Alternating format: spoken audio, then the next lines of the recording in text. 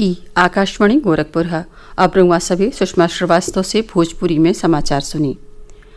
प्रधानमंत्री नरेंद्र मोदी कहले हुए कि अपने सहयोगी देशन के साथ भारत के संबंध आपसी विकास और विश्वास के सिद्धांत पर आधारित हुए। उहाँ के कहले कि भारत कौनो आर्थिक फायदा के नाते कौनो देश के साथे संबंध नाही बनावेला। श्री मोदी आज मॉरिशस के प्रधानमंत्री प्रविंद जुगनाथ के साथे पोर्ट लुइस में वीडियो कॉन्फ्रेंसिंग के जरिए मॉरिशस के सुप्रीम कोर्ट के नया भवन के संयुक्त रूप से उद्घाटन के मौका पर बोलत रहलें। इस मौका पर दोनों देशन के न्यायपालिका के वरिष्ठ सदस्य और अवरियो जानन मानल लोग मौजूद रहलें। प्रधानमंत्री मोदी ये मौका पर कोविड-19 से कारगर तरीका से निपटे और एह द्वीप देश में महामारी पर काबू पावे के कोशिश खातिर ओइजा के रहे वाले लोगिन और सरकार के शुभकामना देहलें।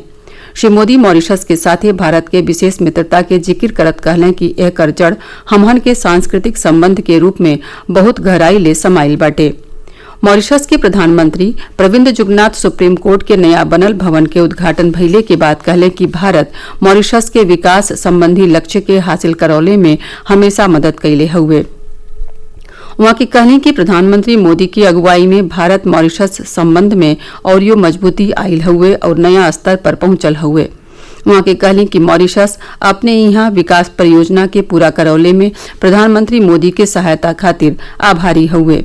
वहां के मौका पर प्रधानमंत्री मोदी के सबका साथ सबका विकास और सबका विश्वास के संकल्पों के जिक्र कैली। मुख्यमंत्री योगी आदित्यनाथ कोविड-19 से प्रभावित लोगिन के सज्जो जरूरी सुविधा दियावे कर निर्देश देले हुए।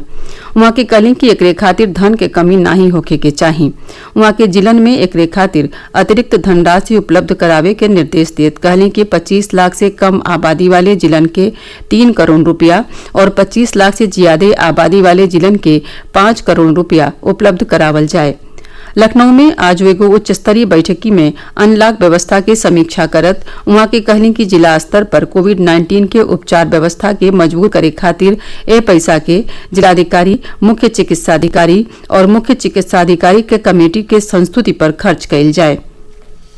मुख्यमंत्री निर्देश देलें कि सज्जो कोविड अस्पतालन में मरीजन खातिर बिस्तर उपलब्ध होखे के चाही।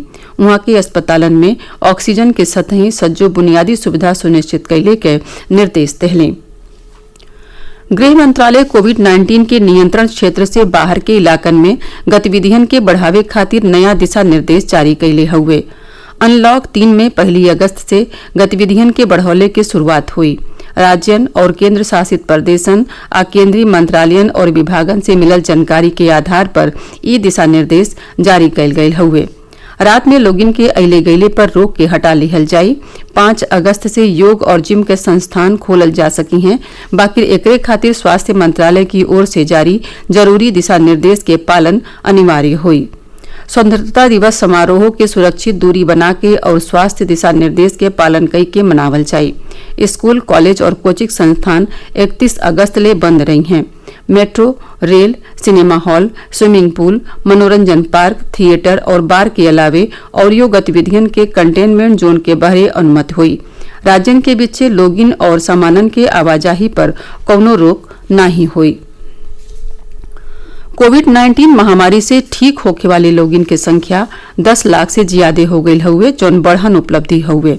स्वास्थ्य और परिवार कल्याण मंत्रालय कहले हुए कि देश में अबले कुल 10,20,582 लोग इलाज के बाद ठीक भइल हुए, जौने में से 32,553 लोग पिछला 24 घंटा में ठीक भइल हुए।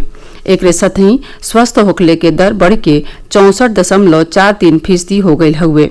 कोरोना महामारी के नाते होखे वाले राष्ट्रीय मृत्यु दर घट के 2.20% हो गई हुए। श्री राम जन्मभूमि तीर्थ क्षेत्र ट्रस्ट सज्जो राम भक्त लोगिन के भूमि पूजन के मौका पर अयोध्या पहुंचे खातिर आतुर न भइले के आग्रह कैले हुए। ट्रस्ट भूमि पूजन का दूरदर्शन से सोझे प्रसारण घर ही में देखले के अनुरोध कैले हुए। प्रधानमंत्री नरेंद्र मोदी 5 अगस्त के मंदिर निर्माण के भूमि पूजन समारोह में हिस्सा ली हैं। अमेरिका में न्यूयॉर्क के टाइम्स स्क्वायर में 5 अगस्त के भगवान श्री राम के छवि और अयोध्या में बनने वाले भव्य राम मंदिर के डिजाइन का 3D इमेज बढ़न बोर्ड पर दिखावल जाई। अयोध्या में यही दिन ने प्रधानमंत्री नरेंद्र मोदी श्री राम मंदिर के निर्माण खातिर भूमि पूजन करी हैं। आयोजक लोग एके अपने तरह से अनूठा और ऐतिहासिक आयोजन बतौले हुए। American India public affairs committee के अध्यक्ष और जानल मानल नेता जगदीश साहनी बतौले कि न्यूयॉर्क में यह ऐतिहासिक आयोजन खातिर इंतजाम कइल जा रहल हउवे। ये कार्यक्रम भिन्न ही 8 बजे से रात 10 बजे ले चली।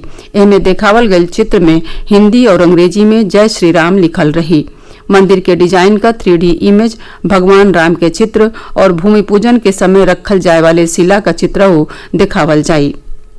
एकरे साथ ही भोजपुरी समाचारन का ई बुलेटिन पूरा भइल। नमस्कार।